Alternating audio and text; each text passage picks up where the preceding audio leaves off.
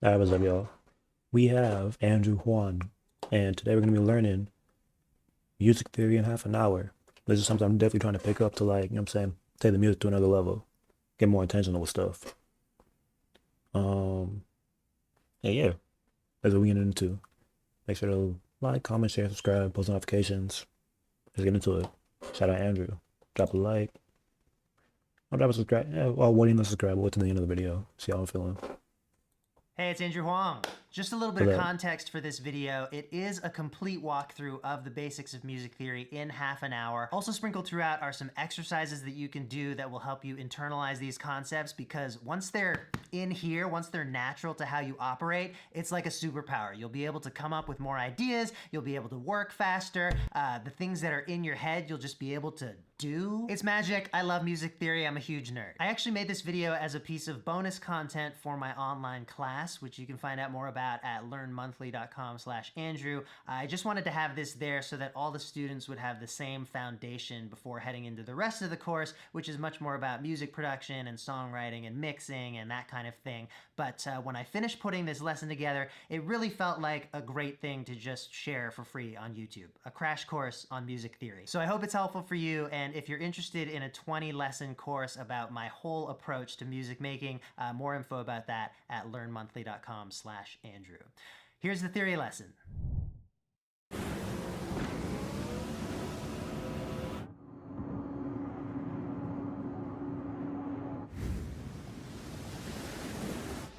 I want to say I got y'all.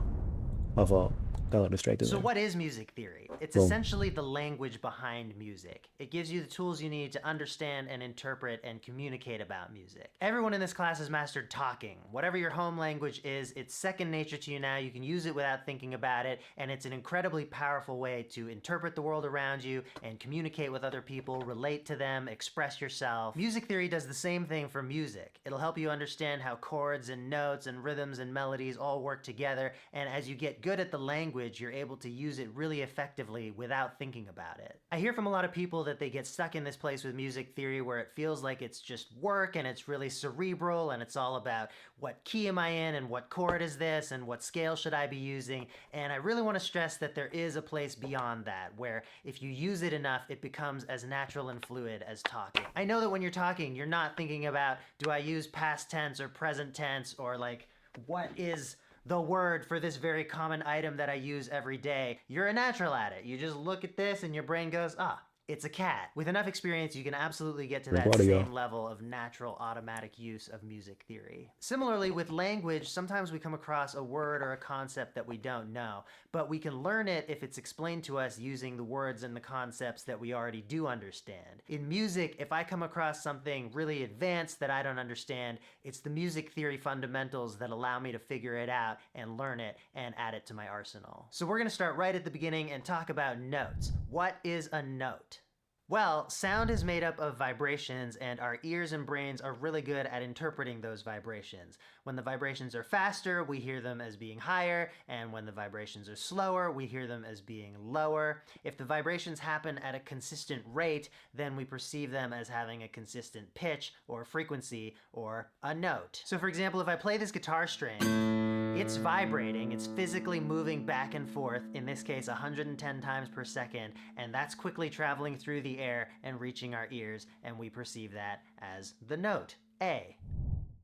Now, in case you aren't aware, the vast majority of popular music is made using only 12 notes. Almost all the music you've I ever did not heard know is that. made up of these 12 notes and how they relate to each other, because as a culture, we've discovered that that generally sounds better than frequencies that don't relate together in that way. And there are actually mathematical ratios that explain why all those relationships sound good together, but for the purposes of this course, we don't need to get into that. We've given the notes names so it's easy to refer to them, and the names relate to the layout of a piano keyboard. So the white notes are named A through G.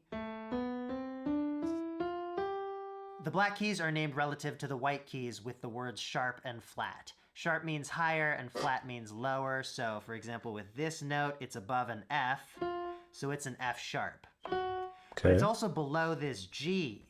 So in some situations, you'd call it a G flat. As you can see, there are a lot more than just 12 keys on this keyboard, but the same notes actually repeat themselves higher and lower. That's the one mathematical ratio that I'll get into here, and it's actually kind of fascinating, but our brains can tell when a vibration is twice as fast as another one. It sounds like the same note. If I play an A here and an A here, it's the same, but one's higher and one's lower. It's crazy. And by the way, this distance of going 12 notes up or down to the next identically named note is called an octave. The increment between each individual note is called a semitone or a half step, and the increment between two half steps is called a whole step or a whole tone or a tone. So music is then built on the relationships between these notes, and there are common combinations of notes that we call a key, not to be confused with the word key when we're referring to a piano key. A key is sort of like a guide of what notes will sound good together in a piece of music, and most pieces of music use only one key. If you remember when I said most songs don't even use all 12 notes, most commonly they would use 7, and that's because there are 7 notes in major and minor keys, which are the most common keys. So let's look at an example of a key. The easiest one is C major because it uses all the white notes. So when I play the notes out like that, that's called the C major scale. And the words scale and key are often used interchangeably, but for your knowledge, a key is more like the home base group of notes that a song is based on, and a scale is a set of notes that you would play in conjunction with that. So a lot of times you're playing the exact scale that matches the key that you're in, but sometimes depending on the flavor that you want or the genre that you're working with, you'll use a different scale over your home key. So for example, a lot of blues music is written in E major because that's like the standard tuning of a guitar, but blues solos typically happen with the E blues scale or E pentatonic minor scale. Those scales have some of the same notes as E major, but some that are different, and that's what imparts the bluesy flavor. But let's look at the C major scale again and the relationships between the notes. So if we're in the key of C, we call C the root note, and that's the note that we start the scale on. Notice that as we go up the scale, the notes have a spacing of whole, whole, half, whole, whole, whole, half. Starting here, you go up 2, up 2, up 1, up 2, up 2, up 2, and up 1. Whole, whole, half, whole, whole, whole, half. That is the formula of a major scale. So if your song is in C major, you'll know that these are the notes that you'll mostly or maybe exclusively use because they'll sound better than the notes that aren't in C major. It's also common practice and really helpful to number the notes of the scale, starting with 1 at the root. So if C is our 1, then D would be our 2 or the 2nd degree or just the 2nd, E would be the 3 or the 3rd degree or the 3rd, and so on. Practice applying the major scale formula to a few different notes. Remember that the spacing between the notes in the major scale is whole, whole, half, whole, whole, whole, half. So for example, if you picked A major, you would start on A, and you would move up a whole tone, so skip 1 and then play the next. That's B. Then another whole tone, skip 1, play the next, that's C sharp. Then just a half tone, D, another whole tone, skip 1, play the E, another whole tone, skip the F, play the F sharp, another whole tone, skip the G, play the G sharp, and then finally another half tone to get back up to A. Also practice identifying the notes, both using the absolute letter names that go with them as well as the numbered scale degrees that go with each key that you're in. In a major scale, each letter name appears exactly once, no matter how many accidentals there are, accidentals meaning a sharp or a flat. So to name the notes in an A major scale, we would start on A and go up alphabetically from there. A, B, C, D, E, F, G, and of course G is the last letter that we use in music, so we wrap back around to an A over here. But we also have to add sharp to the names of the black keys, C sharp, F sharp, and G sharp. So it's A, B, C sharp, D, E, F sharp, G sharp, A. So even though these notes are C sharp, F sharp, and G sharp because they're a half step above C, F, and G, they're also a half step below D, G, and A. So you could call them D flat, G flat, and A flat. In A major, we use the sharp names for these notes. That way each letter name appears exactly once in the scale, and it makes it easier to remember and communicate about these notes. As opposed to if we use the flat names and then the scale was A, B, D flat, D, E, G flat, A flat, A, where you have skips between the letters and some of them repeat twice. So to name the notes in the major scale, you start at the root note and go up alphabetically, and that's how you know whether to name the black keys as sharps or flats. In a couple of special cases, you might even name white keys sharp or flat. For instance, if you wrote an A sharp major, Your second note, a whole tone up, would be this, which is a C, but in A sharp major, we would call it a B sharp. Because of this, though, a lot of people prefer to refer to this key as B flat, which reduces the confusion of needing to use a sharp name on a white key. I know this is a lot of information, so don't worry if it takes you a little bit to get the hang of it, but that's also exactly why practice is important. Naming the scale degrees is much easier, obviously. The root note you picked is the first degree, and then you just count up for each consecutive note in the scale. So in A major, A is the first degree, B is the second, C sharp is the third, D is the fourth, E is the fifth, F sharp is the sixth, and G sharp is the seventh. We have got to the point where literally anybody can build a fully Gotcha. working app without knowing how to code. This is Boom.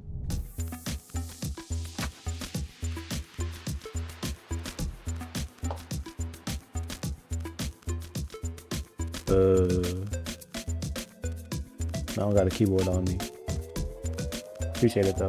Piece of the puzzle for working with... So the next big piece of the puzzle for working with notes and making music sound good is chords. Chords are just multiple notes played at the same time.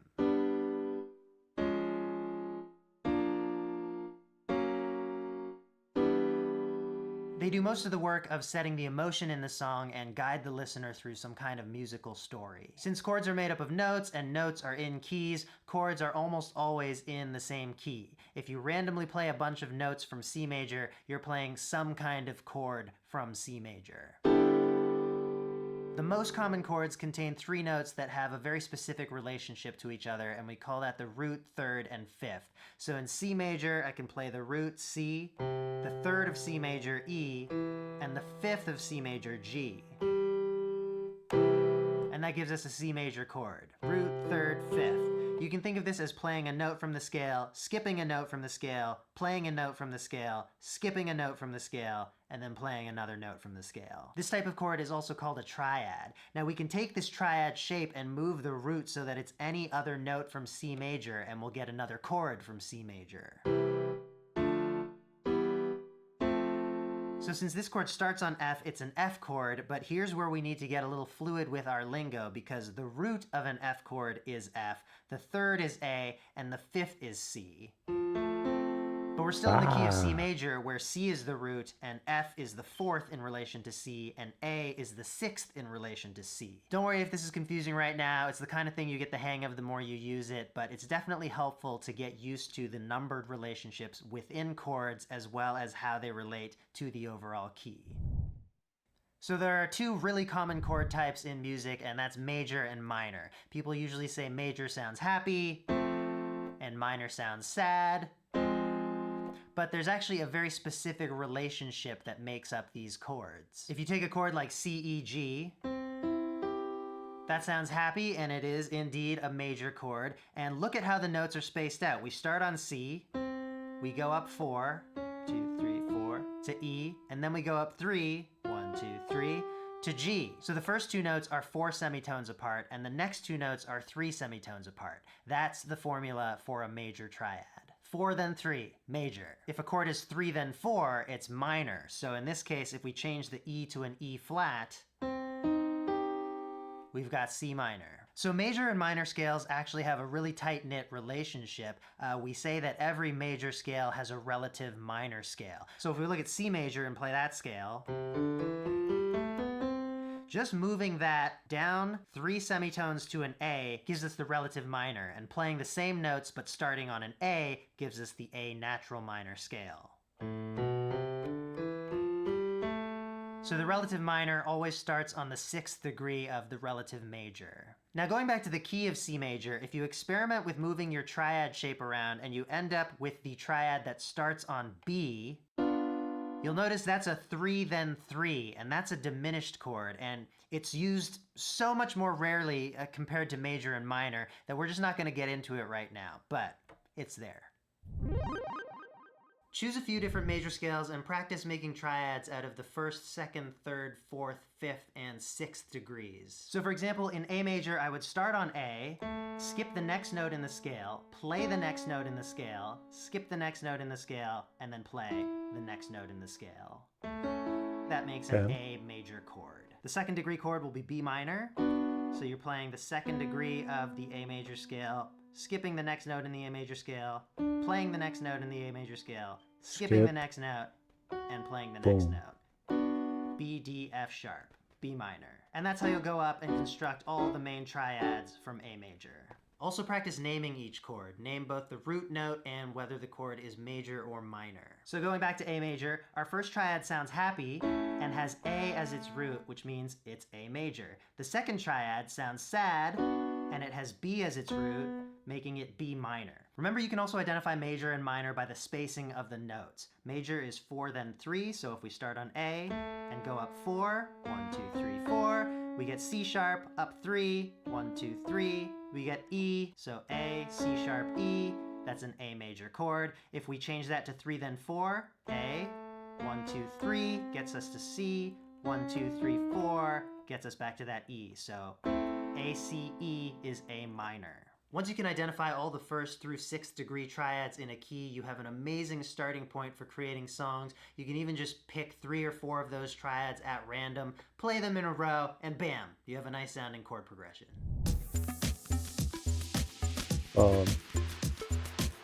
Shout out, bro, but nah. That we've been using are really handy because they help us understand how notes and chords Wait, what are you function talking within a about? key.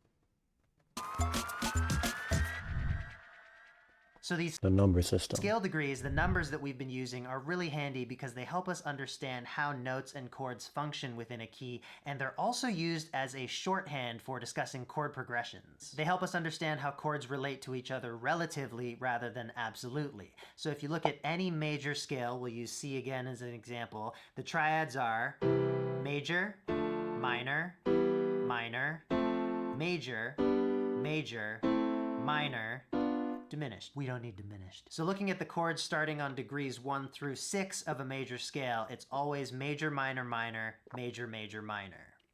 There's a common shorthand where you write these down using Roman numerals. The number indicates the degree of the scale, and capitals are used for major chords while lowercase is used for minor. Let's look at another example with a specific chord progression. 1, 5, 6, 4. So if we're in C major, it's 1, C, 5, G, Excuse me. A minor is the 6, and F is the 4.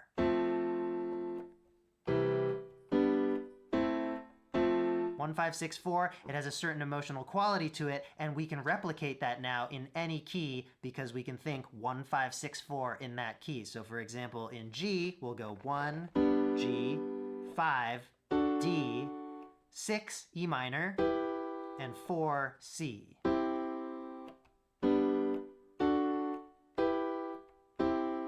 Same progression, different key. Now you may have noticed that both of these chord progressions contain both a C major and a G major chord, but in each key, those chords function totally differently. In C major, C is the root.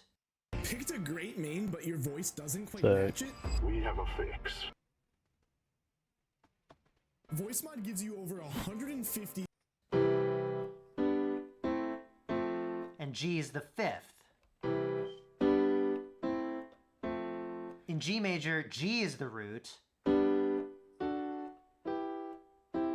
and C is the 4th.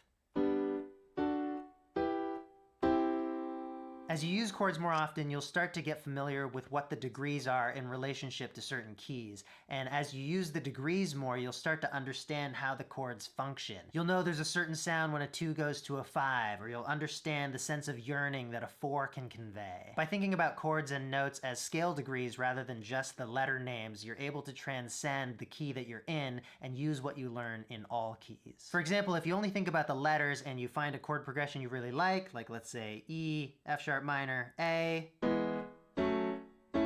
you don't have any way to convert that to another key. But if you think about that as 1, 2, 4, now you can understand how that could be played in any key. You could do 1, 2, 4 in D, 1, 2, 4 in A. And this is useful not only when you're creating music, but also when you're learning from other songs. If you can understand these scale degrees and decipher the songs that you listen to, you'll start to notice patterns. After all, you only have these first through sixth scale degrees that almost every song is using to build their chords on. So you'll probably start to notice, I really like songs that are around the 4, 5, and 6, or I'm not really a fan of the flavor of a 3 going to a 5. By using this number system, you really allow so much more musical knowledge to accumulate and compound. Practice creating chord progressions based on numbers. Pick a random key and random number sequences between 1 and 6 and practice playing those chord progressions. So for an example, I'm going to pick a key that we haven't seen in this lesson yet. How about E flat major? The first through sixth degree chords are E flat major, F minor, G minor, A flat major, B flat major, and C minor. So now if we pick random sequences of numbers between 1 and 6, we can play them as chord progressions. So how about 5, 6, 4, 4?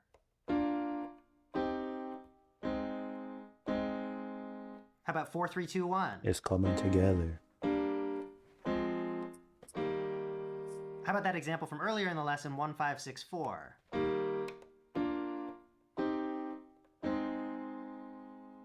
Also practice deciphering keys and scale degrees. Look up the chords to a song that you like. You can usually just Google song name plus chords and see if you can figure out what key it's in. No.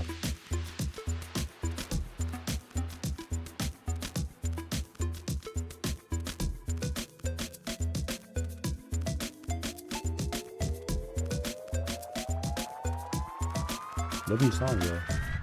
Inversions. With our triads, we've covered the really important chord fundamentals, but I also want to talk about inversions. So that's when you change the position of one or more notes in the chord so that the root is no longer the lowest. So if we look at C major, C, E, G has C at the bottom, but what if we move it to the top? E, G, C. Or G, C, E.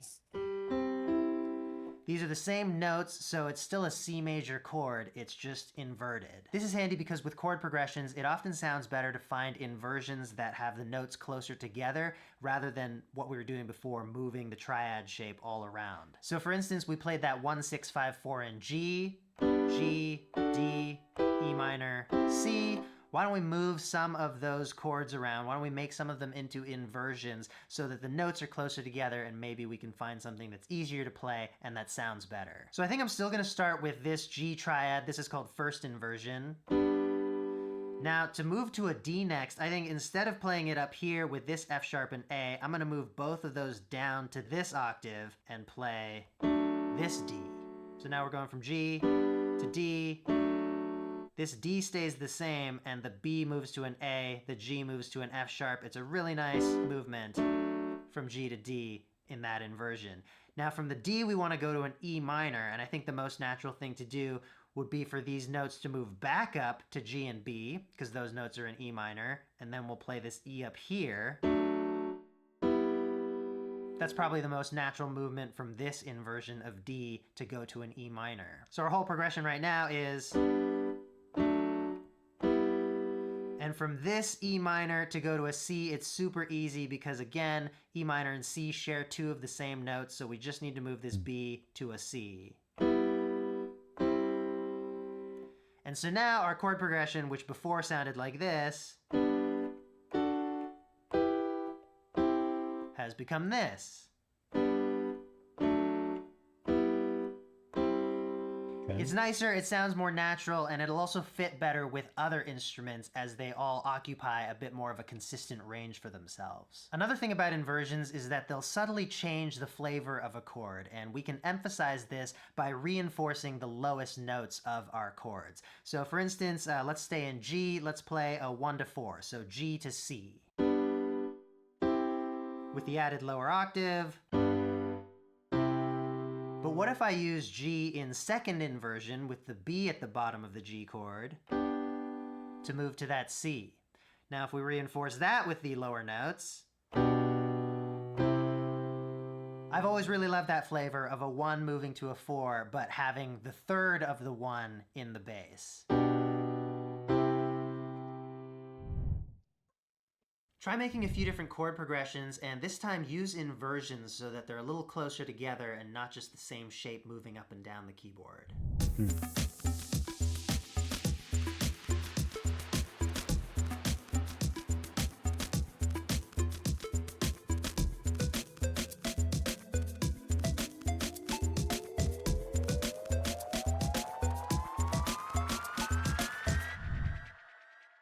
You now have the knowledge necessary to pick a key by picking a root note and finding the other notes in that key using the formula for the major scale. You're able to make chords out of those notes, and you're also able to call those chords by their numbered names and make chord progressions. The next step is to look at melodies, which are single sequences of notes played with the chords, usually above them. This is usually the thing that you would sing along to in a song, but even in instrumental music, there's usually some kind of lead melodic part that's the most interesting and the thing that's the most memorable for people. To create a melody, you already have all the raw ingredients. You can just start stringing together notes that are in the key that you're in over top of a chord progression. But there is a really interesting interplay between what notes you're playing over which chords. A lot of it has to do with tension versus stability and whether the note in your melody is a note that's in the chord that's currently playing. Melodies that only use notes that match the chords are usually pretty bland.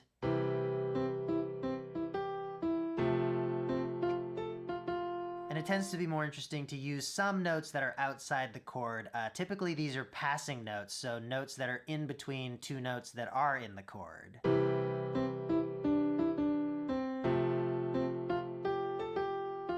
You could even have a melody where none of the notes are part of the chords that they're played with.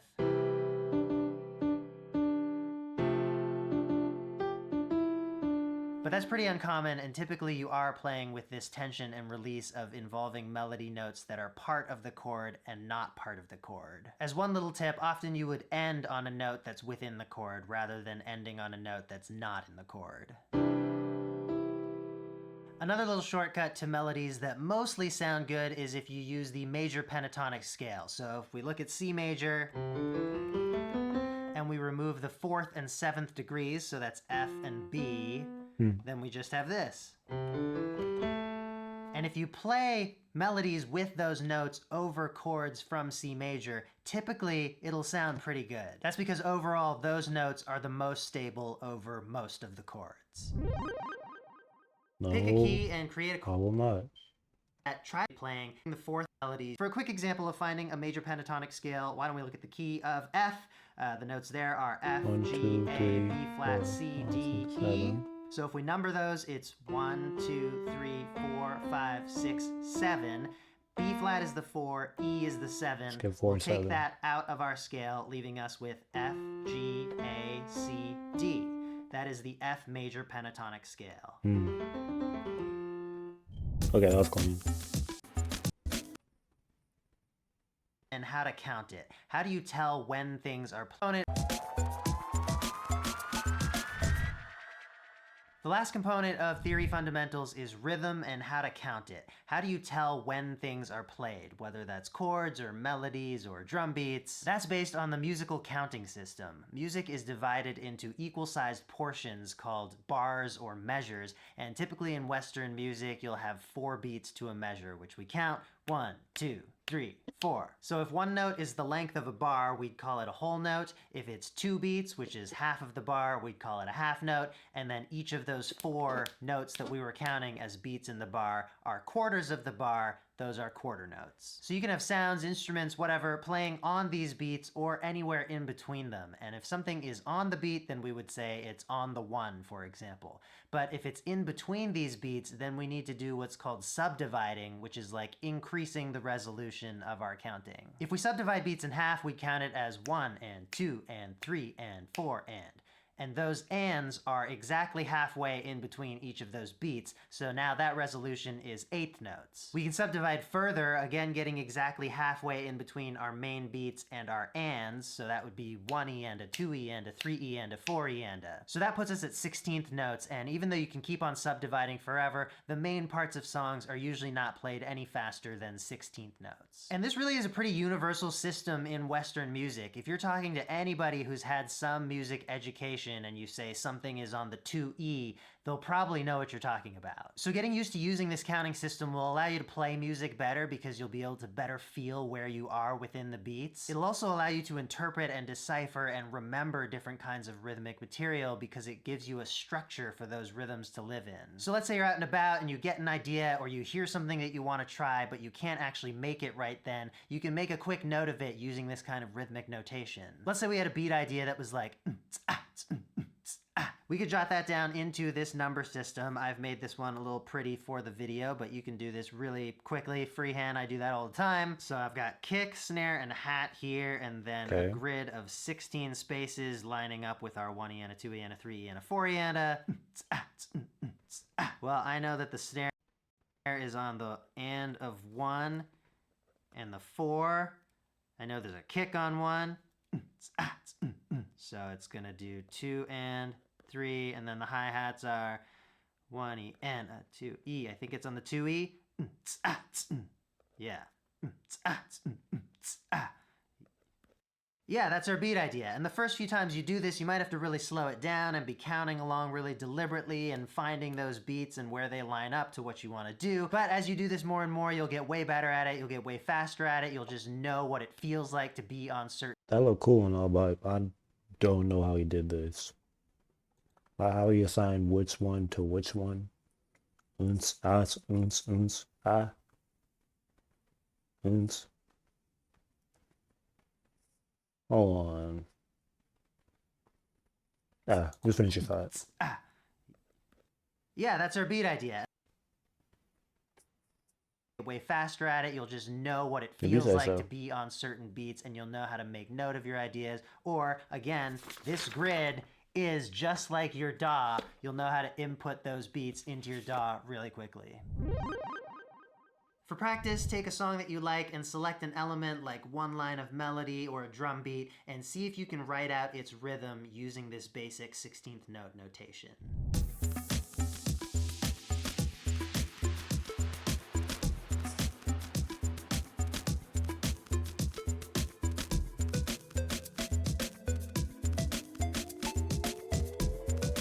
One E and a 2E and a 1E and a 2E and a 1E and a 2E and a pa.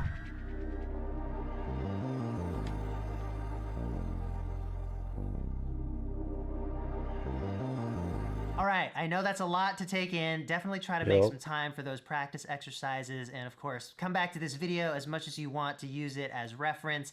If you're interested in videos like this, but about writing and producing and recording and mixing and mastering, I have a very comprehensive, interactive online class that runs a few times a year. No, my pocket's a learn more little. about that at learnmonthly.com/Andrew. Music theory is the best. I'll see you in the next video. All right. Shout out Andrew. Yeah, informative video, man. But that includes our video. So, like, comment, share, subscribe, post notifications. Talk to you.